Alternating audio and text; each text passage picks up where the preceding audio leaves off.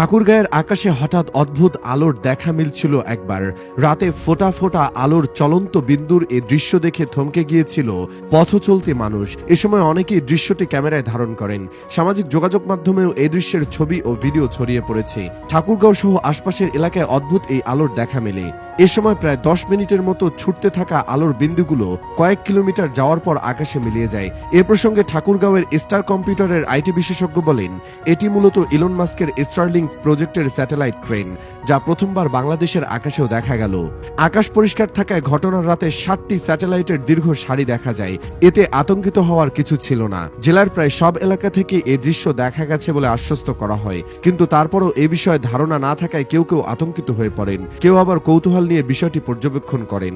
সে রাতের আকাশে পূর্ব দিক থেকে শুরু করে পশ্চিম দিক গিয়ে এটি বিলীন হয়ে যায়।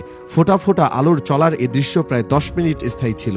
জেলার বিভিন্ন প্রান্ত থেকে দীর্ঘ সারির উজ্জ্বল আলোর বিন্দু ছবি তুলে ফেসবুকে পোস্ট করেন উৎসুক অনেকে। যদিও এই ঘটনা 2023 সালের, তবে সম্প্রতি ইলন মাস্কের স্টারলিংক বাংলাদেশে আনুষ্ঠানিক উদ্বোধন হওয়ার পর থেকে এই ঘটনা আবারও ভাইরাল হয়।